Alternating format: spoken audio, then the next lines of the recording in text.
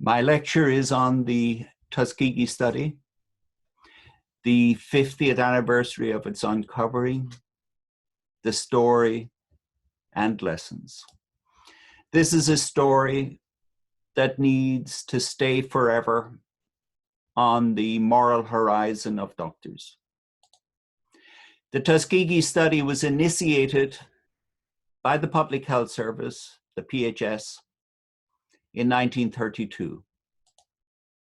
The CDC was founded in 1946 and served as the titular supervisor of the Tuskegee Study for 2/3 of its 40-year duration, from 1932 to 1972. Like all research, the idea for the study began in the brain of one person, Dr. Clark, director of the Venereal Disease Division of the PHS CDC. When analyzing data from an earlier study, the thought came to me that the Alabama community of Macon County offered an unparalleled opportunity for the study of the effects of untreated syphilis. In the 2000 census, Blacks constituted 84.6% of the population of Macon County. In 1932, the percentage was higher. It's well known that all enrollees were Black, that they were desperately poor sharecroppers and mostly illiterate is less well appreciated. Sharecroppers rented small plots of land from large white planters, landowners on farmer plantations. A sharecropper's unit rented from the planter was the land a man could cultivate with a mule and a one-horse plow. Sharecroppers also rented from the planter mules, farm tools, seeds, and housing. After the planter subtracted the furnish, mules, tools, seed, clothes, and food, only 20% of sharecroppers earned any profit, and then 9 to 48 cents a day.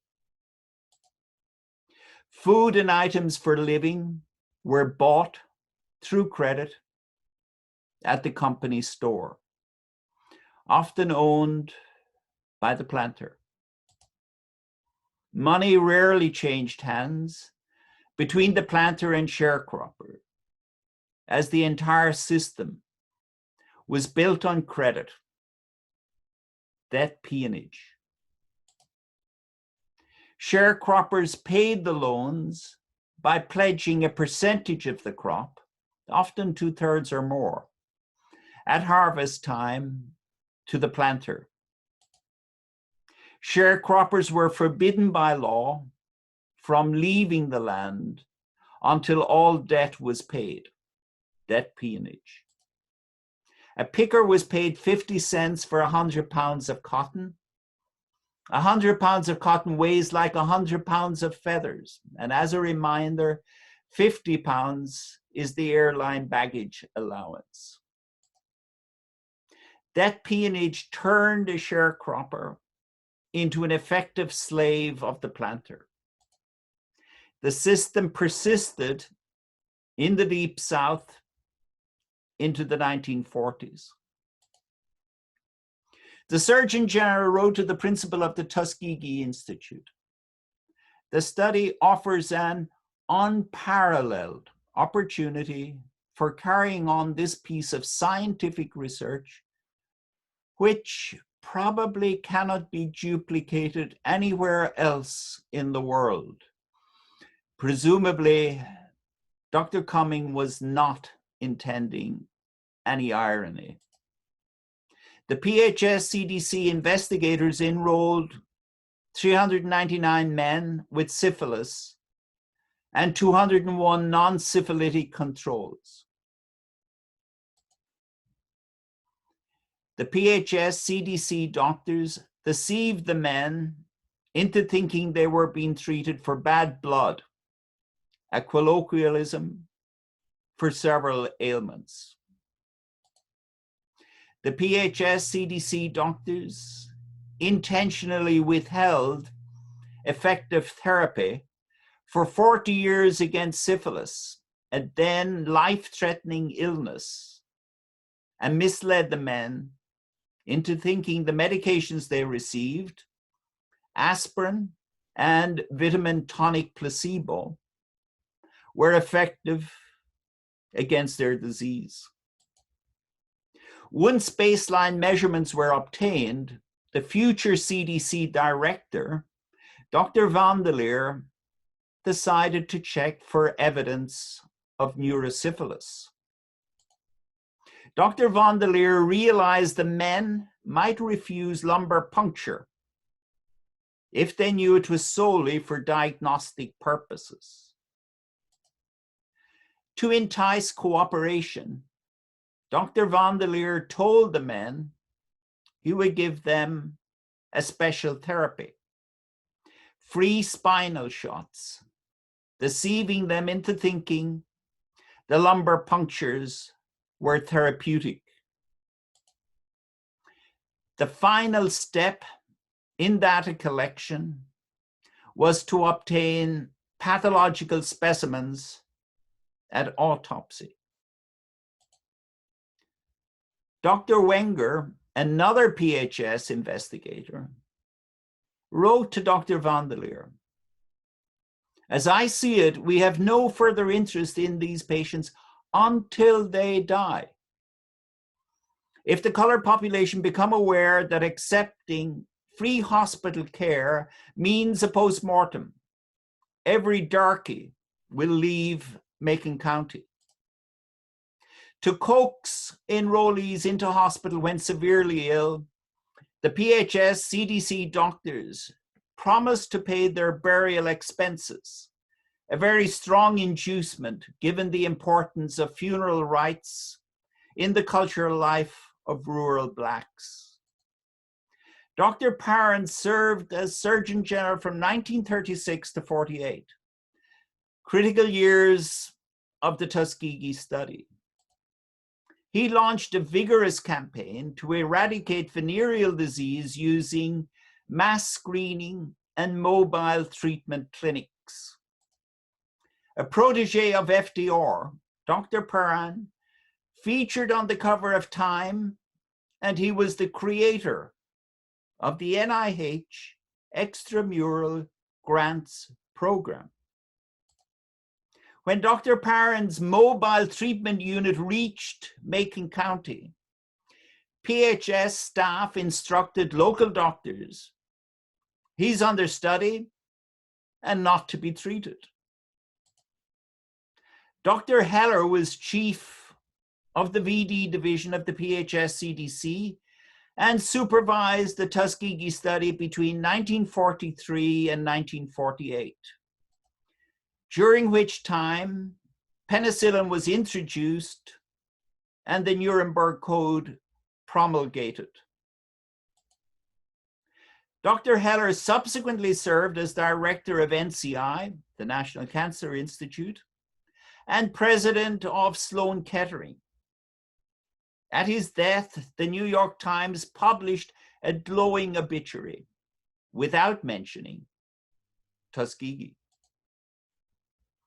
Within a year of being hired by the PHS to interview patients with venereal disease, Peter Buxton, a 29-year-old Czech-born social worker, wrote to Dr. Brown, chief of the VD division of the CDC, expressing grave moral concerns about the Tuskegee Study. After several exchanges between Peter Buxton and the CDC, the director Dr. Sensor, informed the former social worker that a blue ribbon panel of 17 non-government medical experts decided against stopping the Tuskegee study and treating the men. Buxton's continued efforts were met with indifference until he reached an AP journalist who published the story on the front page of the New York Times on July 26, 1972. Several physicians continued to defend the study. Dr. Kampmeyer blasted journalists for their abysmal ignorance, arguing that treatment was not purposely withheld. The subjects were not deterred from obtaining treatment if they desired it or bothered to get what was available. In October 1972, an ad hoc advisory panel of the Department of Health advised that the experiment be terminated and the men receive immediate medical care. In February 1973, Senator Kennedy conducted congressional hearings, which led to passage of the National Research Act, with later establishment of IRBs, institutional review boards, and principles of informed consent. In 1997, President Clinton finally tendered the government's apology. What the United States government did was shameful. To our African American citizens, I am sorry that your federal government orchestrated a study so clearly racist. There are several misconceptions about the Tuskegee study. First, that CDC doctors did not administer penicillin once it became standard therapy in 1944. True, but salvarsan had already been known to decrease morbidity and mortality from syphilis since the 1920s. Any effective medication, not just penicillin, would have violated the rationale of the experiment, which was to plot the natural course of untreated syphilis until death and autopsy. By 1969, at least 28 and perhaps 100 of the men had died as a direct result of syphilis. Second, informed consent, as we know it today, did not exist. But back in 1907, the most widely read doctor in the world, William Osler, had published that full consent of subjects was a necessary condition for human experimentation. More importantly, the Tuskegee men never saw themselves as volunteers in a scientific experiment. They were told and believed they were getting free treatment from expert government doctors for a serious disease. It's wrong to believe that the PHS CDC bears sole responsibility for continuation of the study across 40 years. The first report was published in JAMA in 1936, and PHS CDC doctors published a total of 15 articles at intervals of 4 to 6 years until 1973. For those who did not read an entire article, the titles were sufficient to have aroused suspicion. Yet, countless doctors around the world saw 15 articles in reputable medical journals spread across 36 years, detailing the ravages of untreated syphilis, and not one of them published any criticism of the experiment.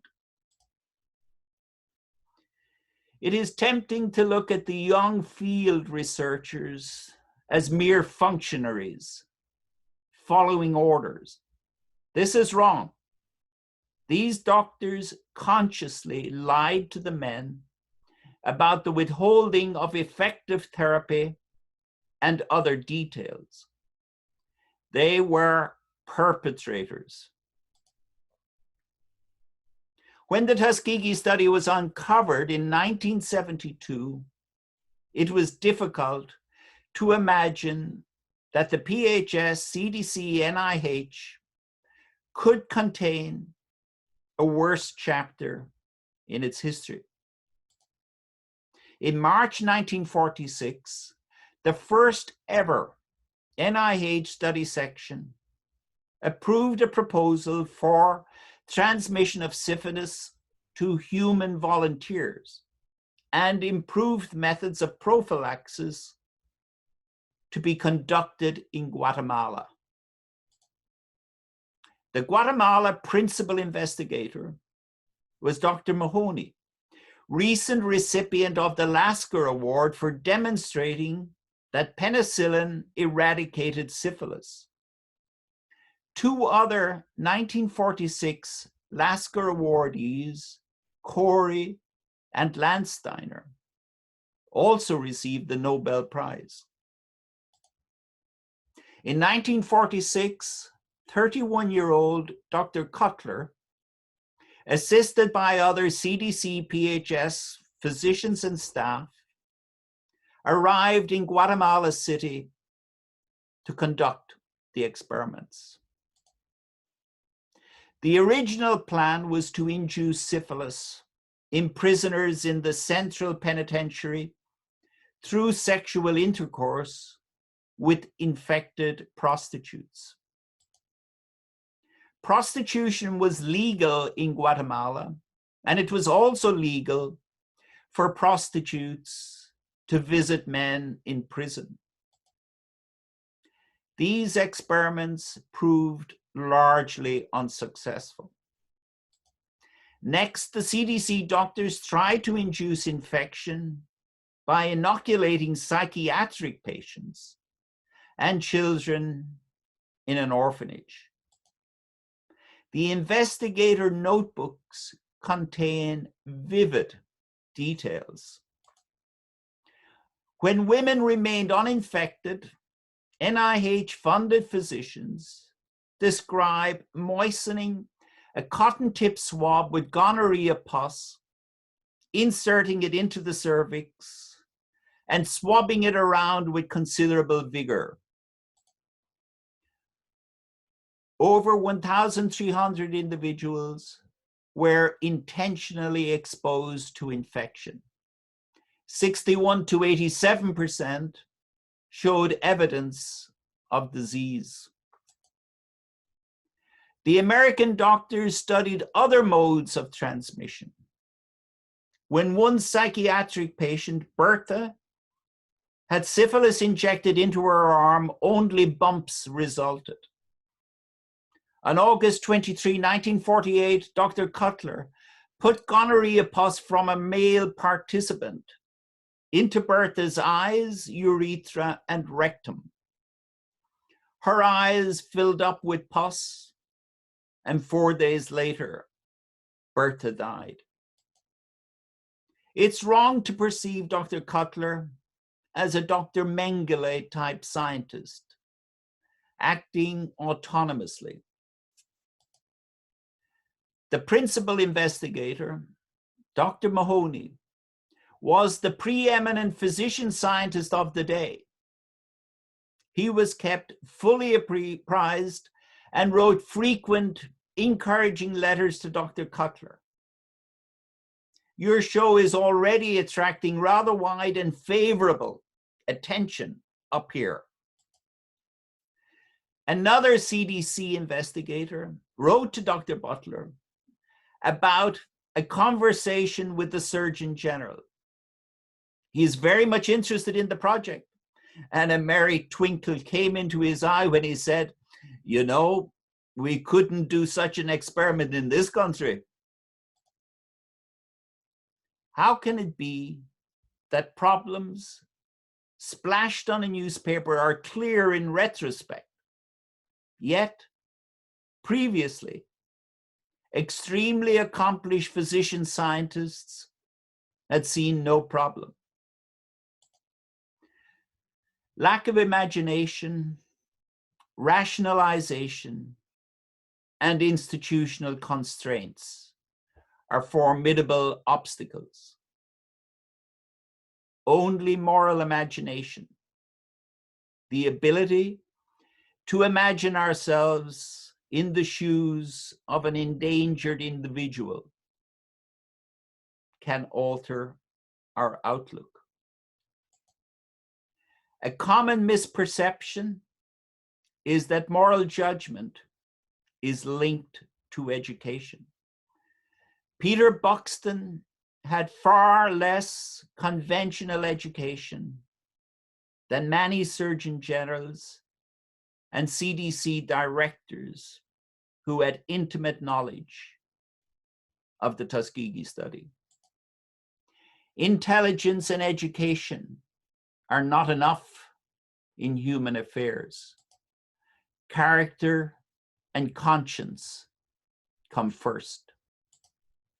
Another misperception is that group effort is more effective than the action of an individual. But correction of the great ills of society has always started in the heart of one individual. Looking back at the Alabama and Guatemala story, we risk falling into the trap of placing ourselves on the side of the angels. Hindsight is comforting, but it's also misleading. Only one Peter Buxton stood up across 40 years.